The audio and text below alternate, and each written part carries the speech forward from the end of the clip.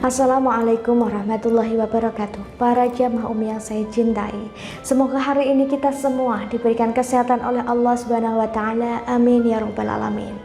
Bagi para jamaah Umi semuanya yang ingin berkonsultasi mengenai permasalahan dalam kehidupan, silahkan untuk menghubungi Umi melalui WhatsApp atau telepon pada nomor yang ada di bawah ini. Insya Allah Umi akan memberikan solusi secara Islami.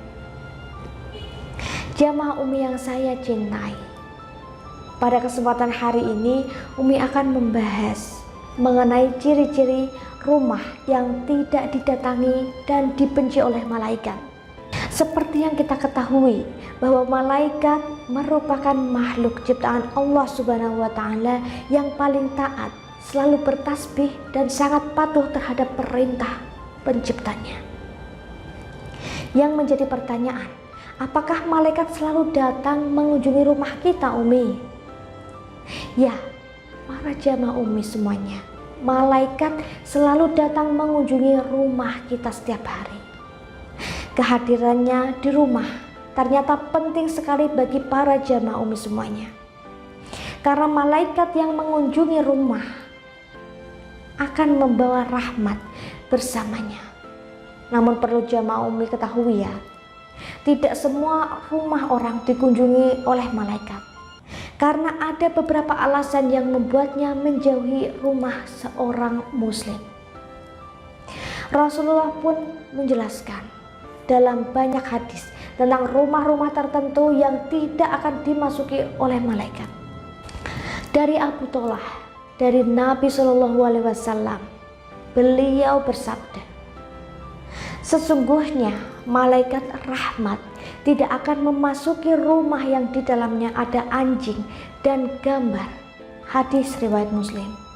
Dan berikut Umi akan memberikan ciri-ciri rumah yang tidak didatangi malaikat, melainkan dijauhinya. Yang pertama, memelihara hewan, yakni anjing. Sebagai makhluk yang suci, malaikat sangat menyukai rumah yang bersih.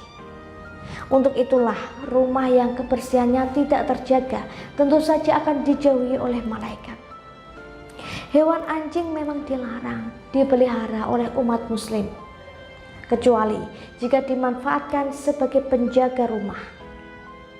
Jika anjing sampai dibiarkan ada di dalam rumah, najis akan terbawa ke dalamnya sehingga rumah menjadi tidak lagi suci alias kotor.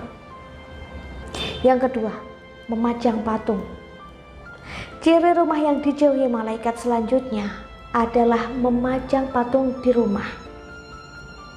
Patung yang dipajang di dalam rumah meskipun sebagai dekorasi saja akan membuat rumah seakan mendukung pembuatan patung.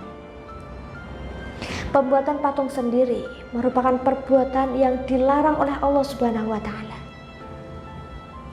Yang ketiga, rumah yang di dalamnya ada gambar atau lukisan makhluk bernyawa.